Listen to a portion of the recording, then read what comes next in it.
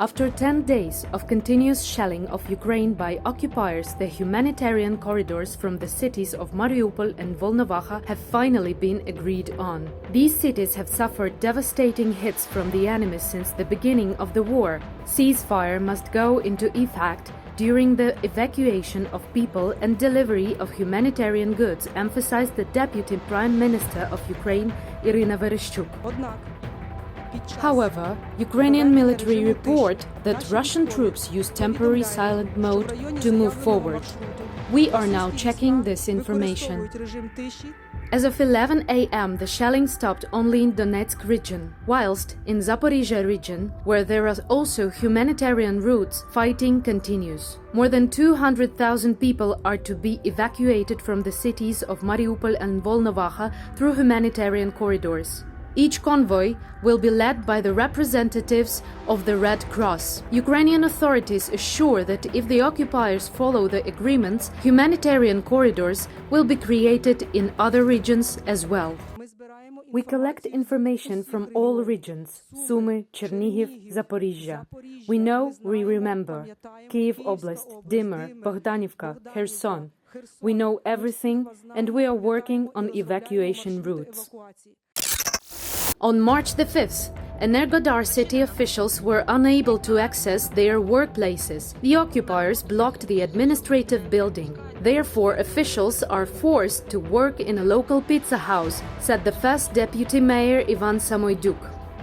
Our local authorities are working under the flags of Ukraine, and we can't stop working because we need to keep the utilities running.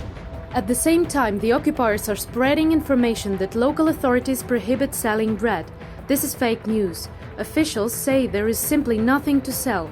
The city is cut off by the Russians from food supplies. The largest nuclear power plant in Europe operates in the city of Energodar. The occupiers fired at it on the night of March the 4th and surrounded the perimeter in the afternoon of the same day. Currently, the radiation level near the nuclear power plant is normal. However, any severe damage to the plant threatened the security of Ukraine and also of the whole Europe.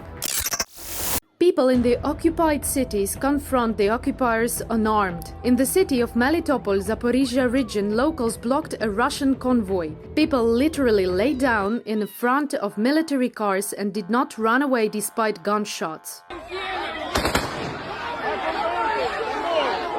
And in Kherson, also situated in the south of the country, people with Ukrainian flags gathered in the central square. They shouted, "United and inseparable Ukraine." Ukraine and the world demand that NATO closes the Ukrainian sky. 74% of Americans support this decision in the United States. Ukrainians all around the world. There's 65 million of you.